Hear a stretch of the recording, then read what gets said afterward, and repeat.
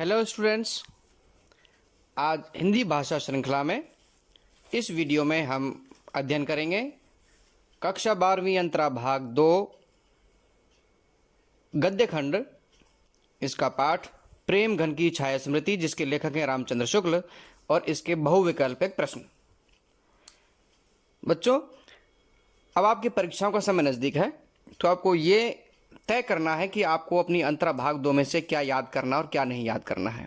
तो सबसे पहली जो बात है, आपको याद करना है नंबर 1, सभी गद्य पाठों के नाम और उनके लेखकों के नाम। सभी गद्य पाठों के नाम भी याद करने हैं आपको, लेखकों के नाम भी याद करने हैं।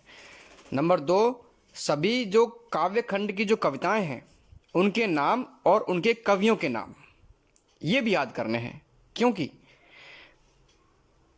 जो आपके गद्यांश और काव्यांश पर आधारित प्रश्न आएंगे उनमें निश्चित रूप से 2 प्रश्न पूछे जाते हैं।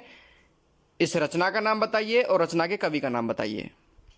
और आपको जो सप्रसंग व्याख्या आती है उसमें भी ये आते हैं, उसमें भी आपको संदर्भ लिखना पड़ता है, लेकिन अब की बार तो आपके लिए सप्रसंग व्याख्या है नहीं।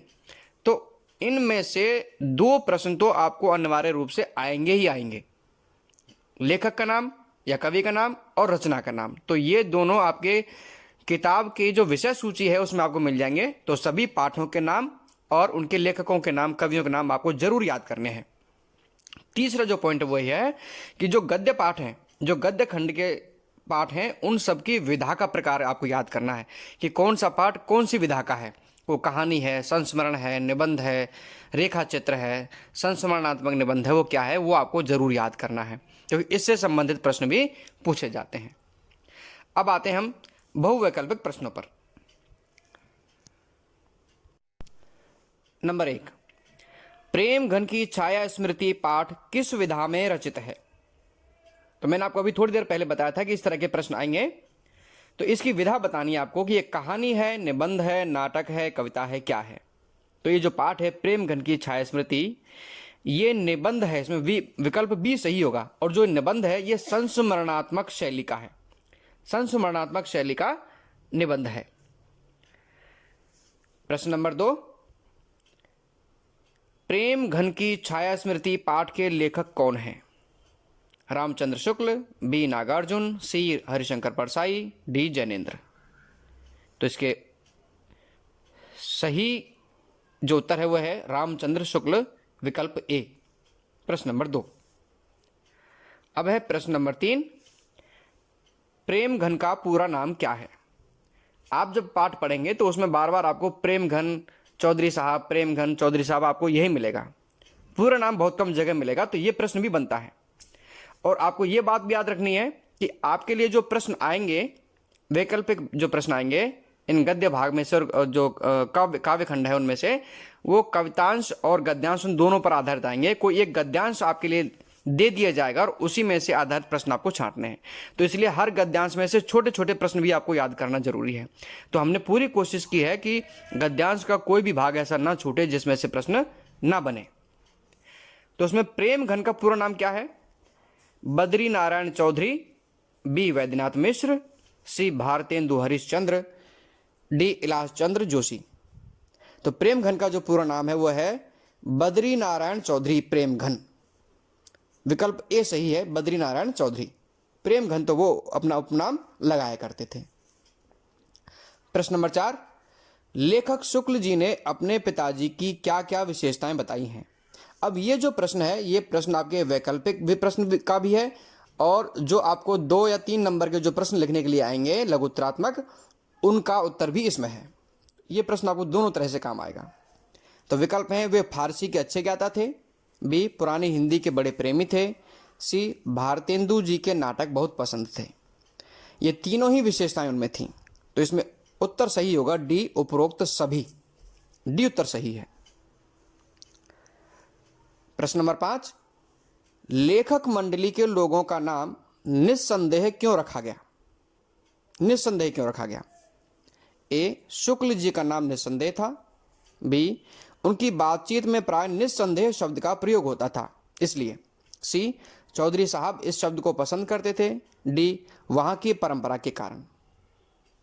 तो इसमें जो विकल्प सही होगा वो बी होगा, उनकी बातचीत में प्राय निसंदेह शब्द का प्रयोग होता था, इसलिए वहां लोगों ने उनका नाम निसंदेह, उनकी मंडली का नाम निसंदेह रख लिया। नंबर 6, इस पुरातत्व की दृष्टि से प्रेम और कुतूहल का अद्भुत मिश्रण रहता था, यह कथन किसके संदर्भ में कहा गया है? बद्रीनारायण चौधरी, शुक्ल, भारतेंदु, लक्ष्मी नारायण। ये जो कथन कहा गया है ये बद्रीनारायण चौधरी के संदर्भ में कहा गया है।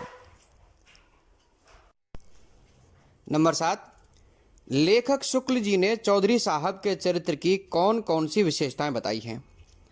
इससे पहले जो प्रश्न आया था उसमें हमने लेखक के पिताजी की विशेषताओं का पता लगाया था। इसमें चौधरी साहब कौन? बद्रीनारायण चौधरी प्रेमघन, उन्हीं को कहा जाता है। तो उनके चरित्र की विशेषताएं कौन कौन सी थी? ए, आकर्षक व्यक्तित्व व वचन वक्रता, बी, रईसी प्रवृत्ति, सी, उत्सव प्रेमी, डी, उपरोक्त सभी। इसमें भी विकल्प डी सही होगा, उपरोक्त सभी, क्योंकि ऊपर की तीनों विशेषताएं उनके चरित्र में थी। वो आकर्षक व्यक्तित्व वाले भी थे। वचन वक्रता का मतलब होता है कि जब वो कोई बात बोलते थे तो उस बात का कोई टेढ़ा अर्थ जाकर के लगता था, यानी कहते कुछ थे उसका अर्थ कहीं दूसरी जगह जाकर के लगता था, बात को घुमा फिरा करके बोलते थे। रईसी प्रवृत्ति थी, बड़े ठाट बाट से रहते थे, अपने आप से कोई एक काम तक नहीं करते। यदि लैंप बुझाना है और उसके पास बैठे तो खुद नहीं बुझाएंगे, नौकर को आवाज़ देते थे। उत्सव प्रेमी है, खूब अच्छे शौक से त्योहारों को मनाते थे। तो इसमें डी विकल्प सही होगा, उपरोक्त सभी। नंबर 8, उर्दू बेगम क्या है? एक पुस्तक का नाम, मंडली का नाम, महिला का नाम, शुक्ल जी की कविता का नाम। तो उर्दू बेगम जो है वो एक पुस्तक का नाम है। जो लेखक की मंडली जो थी तो उस समय उर्दू का व्यवहार, उर्दू भाषा की जो उत्पत्ति है उस पर आधारित एक किताब लिखी गई थी, उसका नाम रखा गया था उर्दू बेगम। प्रश्न नंबर 9, लेखक को लैंप बुझाने से लक्ष्मी नारायण ने क्यों रोका? ए, जिससे कि लैंप फूट जाए, बी, अधिक देर तक उजाला हो सके, सी, चौधरी साहब का तमाशा दिखाने के लिए, डी, तेल खत्म हो रहा था इसलिए। तो उन्होंने इसलिए लैंप बुझाने से रोका था कि लक्ष्मी नारायण चाहते थे कि लेखक देखे कि चौधरी साहब क्या करते हैं, यानी चौधरी साहब जो हैं वो क्या करते हैं, लैंप को खुद नहीं बुझाते हैं, नौकर को आवाज़ देते हैं कि अरे फूट जाएगा तब आओगे क्या। वो नौकर ने थोड़ी सी देर कर दी और इतने में तो वो लैंप फूट गया, लेकिन खुद ने वहीं पास में बैठे थे लेकिन खुद ने लैंप को बंद नहीं किया। ये उनकी रईसी के ठाठ थे। नंबर 10, वे लोगों को प्राय बनाया करते थे। इस वाक्य में वे किसे कहा गया है? शुक्ल जी को, पंडित केदारनाथ, भारतेंदु, चौधरी बद्रीनारायण। इसमें डी विकल्प सही होगा, चौधरी बद्रीनारायण प्रेमघन, ये विकल्प सही है। 11, खंबा टेक खड़ी जैसे नार मुगलाने की, यह पंक्तियां किसने किसके बारे में कही है, लिखी है? शुक्ल जी ने चौधरी साहब के बारे में, शुक्ल जी ने भारतेंदु के बारे में, सी, वामनाचार्य गिरी ने चौधरी साहब के बारे में, डी, चौधरी साहब ने शुक्ल के बारे में। इसमें विकल्प सही होगा सी, वामनाचार्य गिरी ने चौधरी साहब के बारे में कहा था। वो एक किताब लिख रहे थे चौधरी साहब के ऊपर, तो उसकी जो अंतिम पंक्तियां थी वो उनको पूरा करने का अवसर नहीं मिल रहा था, कैसे पूरा करूं, तो उनको एक मूर्ति दिखाई दी। मूर्ति का मतलब है कि वो चौधरी साहब खड़े हुए दिखाई दिए, उनके लंबे लंबे बाल लटके हुए थे और खंबे का सहारा लेकर खड़े हुए थे। तो उन्होंने उसी को पंक्ति बना करके लिख दिया और उसकी अंतिम पंक्ति भी पूरी हो गई। तो इसमें विकल्प सी सही है। नंबर 12, लता प्रतान के बीच एक मूर्ति खड़ी दिखाई पड़ी, यह किसके बारे में कहा गया है? शुक्ल जी के बारे में, बी, भारतेंदु के, सी, केदारनाथ, डी, प्रेमघन। इसमें डी विकल्प सही है, प्रेमघन के बारे में कहा गया कि वो लता प्रतान के बीच एक मूर्ति खड़ी दिखाई पड़ी। नंबर 13, लेखक शुक्ल के पिता की बदली कहाँ हुई? बदली का मतलब ट्रांसफर, स्थानांतरण। मिर्जापुर, गालिबपुर, आगरा, दिल्ली। विकल्प ए सही है, मिर्जापुर। मिर्जापुर में उनके पिता की बदली हुई थी। 14, लेखक की उम्र पिताजी की बदली के समय कितनी थी? 12 साल, 16 साल, 8 साल, 10 साल। उत्तर सही होगा 8 साल। 15, लेखक के पिताजी किस प्रेस की किताबें लेखक से छिपा कर रखते थे? ए भारत जीवन प्रेस, बी ज्ञान भारती प्रेस, सी एनसीईआरटी, डी अशोक प्रकाशन की। विकल्प ए सही होगा, भारत जीवन प्रेस। इसकी किताबें वो लेखक से छिपा कर रखते थे। क्यों रखते थे? क्योंकि उन्हें डर था कि कहीं ऐसा ना हो लेखक अपनी स्कूल की किताबें छोड़ दे, स्कूल की किताबों से उनका मन हट जाए और वो ये किताबें पढ़ने लग जाएं और कहीं बिगड़ जाएं। इस डर से वो छिपा करके रखते थे। नंबर 16, लेखक के पिता रात के समय घर के लोगों को एकत्र करके रोचक ढंग से क्या पढ़ा करते थे? उनकी आदत थी, वो रोजाना रात को लोगों को इकट्ठा करते थे और फिर पढ़ते थे। तो क्या पढ़ते थे? रामचरितमानस, बी रामचंद्र का, सी रामायण, डी रामचंद्र का और रामचरितमानस दोनों। इसमें विकल्प डी सही होगा, रामचंद्र का और रामचरितमानस दोनों का वो पाठ किया करते थे।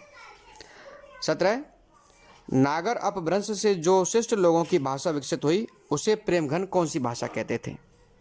ए नागरी भाषा, बी ब्रज, सी अपभ्रंश, डी अवधि। ए उत्तर सही होगा, नागरी भाषा। वो नागरी भाषा इसको कहते थे। बड़े पक्षधर थे, इसके समर्थन करते थे इस भाषा का। 18, लेखक किसके पुस्तकालय से पुस्तकें लाकर पढ़ा करते थे? ए केदारनाथ, बी प्रेमघन, सी भारतेंदु, डी नागरी प्रचारणी सभा।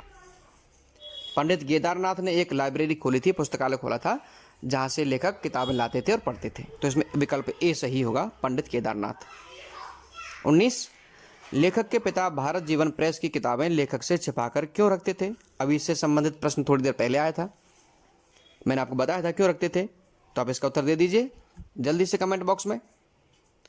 ए लेखक किताबें फाड़ देते थे, बी लेखक किताबें बेच देते थे, सी लेखक का स्कूल की किताबों से मन ना हट जाए इसलिए, डी उपरोक्त में से कोई नहीं।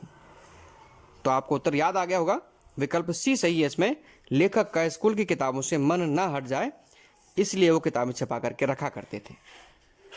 लास्ट प्रश्न है 20, वे लोगों को प्राय बनाया करते थे, इस वाक्य में बनाने से क्या आशय है? ए मूर्ख बनाना, बी वस्तु बनाना, सी लोगों का निर्माण करना, डी उपयुक्त सभी। तो वे लोगों को प्राय मूर्ख बनाया करते थे, तो इसमें विकल्प ए सही है। और जो लोग आते थे वो भी यही फिराक में रहते थे कि कब हमें मौका मिले और कब हम प्रेमघन जी को मूर्ख बनाएं। तो खूब हास प्रयास होता था, बड़े खुश मिजाज किस्म के थे। तो इस तरह से विद्यार्थियों ये 20 प्रश्न है इसमें। यदि कोई प्रश्न आपको और महत्वपूर्ण लगता है तो आप कमेंट बॉक्स में लिख सकते हैं, हम उसका उत्तर आपको लिख के दे देंगे और अगले वीडियो में उसको जोड़ सकते हैं। आपको वीडियो अच्छा लगा है, प्रश्न समझ में आए हैं तो इनको ज़रूर याद करिएगा, अपनी कॉपी में इनको लिख लीजिएगा। इसका PDF जो है इसके डिस्क्रिप्शन की लिंक में मिल जाएगा, आप उसको डाउनलोड कर सकते हैं और परीक्षा की तैयारी बहुत अच्छी तरीके से करिएगा। धन्यवाद।